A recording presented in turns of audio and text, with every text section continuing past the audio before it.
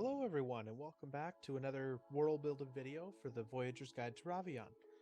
I'm covering another god today. This time it's going to be the Phoenix Flame, which is a little bit odd compared to some of the other gods that we do have. It ties a little bit more heavily into existing D&D lore in theory.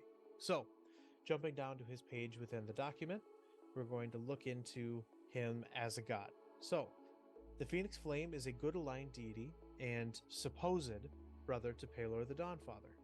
Serving as a fierce warrior, he's much less forgiving and far more militant than his supposed sibling. Whereas the Dawnfather can be seen as a stern but fair general, the Phoenix Flame serves as the weapon by which evil is vanquished. The Phoenix Flame, therefore, is a strong and sturdy living weapon that pierces to the very heart of evil wherever it may hide. The Phoenix Flame is most commonly depicted as a flaming-haired man in shining golden armor wielding a flaming greatsword. The Outer Planes are no stranger to the fierce fighting force that the Phoenix Flame is, and though he is fierce, he does have direction to his efforts. Working in conjunction with Pelor the Dawnfather, he works to inspire and develop the fighting forces on the material plane, as an army against darkness itself. Being a fierce warrior, he serves as more of a leader of soldiers than a challenging and teaching figure like his brother, the Dawnfather. The followers of the Phoenix Flame are almost exclusively made up of zealous paladins that fight fervently for the purposes of fighting the scourge of undeath and the forces of darkness and evil. These holy knights are, however, extremely limited in the scope of their latitude under their god. The Phoenix Flame recognizes that the loss of innocent lives is an unacceptable occurrence, that it is better to lay down your own life in service than to strike down your enemy and accept the loss of innocent lives in the process. The followers of the Phoenix Flame follow a small set of simple tenets as dictated by their god.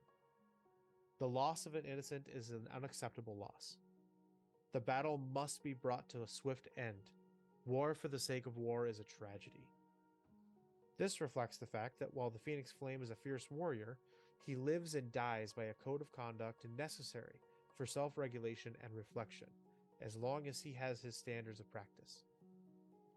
Now, going into a little bit more depth, I would, in this case, describe the Phoenix Flame a little bit more simply as the difference between the Phoenix Flame and the Dawnfather, as in the Marvel movies, when Thor is a battle-hungry person towards the beginning and so is deemed unworthy to wield Mjolnir.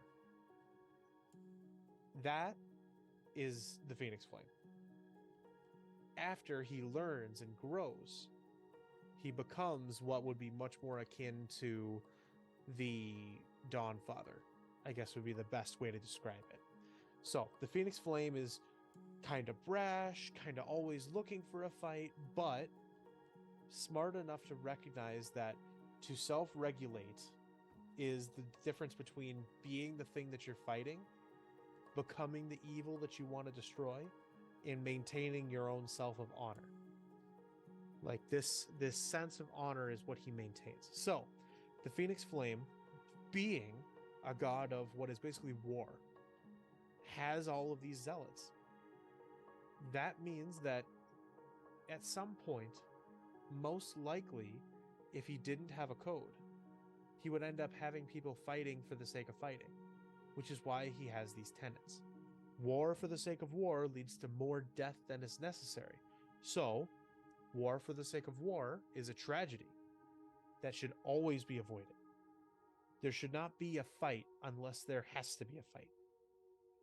So, that is kind of his whole deal. He wants to chase down and root out the evils of the world, but is not willing to sacrifice an innocent life to do so. So, his followers are much more willing to throw themselves into a meat grinder if it's going to save another person's life, seeing this self-sacrifice as the highest honor or the best gift that they can give to the people that live in the world. They will not accept a victory at the hands of a town.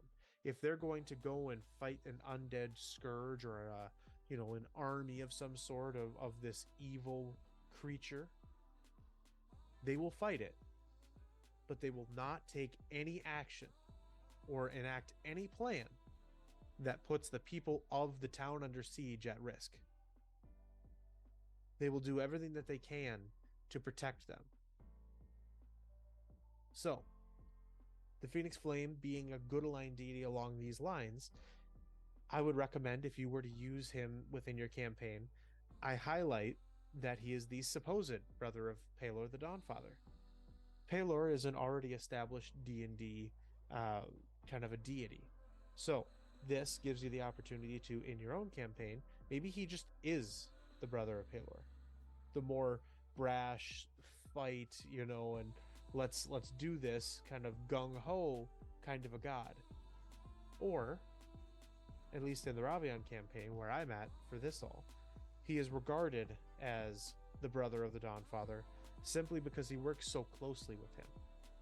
Within the Ravean campaign so far, and we'll see if we end up dealing with it as with my players, the relationship between him and the Dawnfather is relatively ambiguous. No one really knows if they're actually brothers. Who can tell? They're gods, right? They haven't explicitly said that they are or aren't. However, they work so closely and have the same kind of ideals that to the otherwise unknowing person, they would appear to be two similar brothers working together to fight the common evil. So, that's the Phoenix Flame. Thank you all for tuning into this episode. Just remember, it doesn't take that much to make a difference out there. So be the difference that you want to see.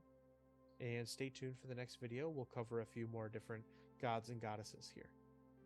Otherwise, thank you all for watching, and I'll see you in the next video. Bye.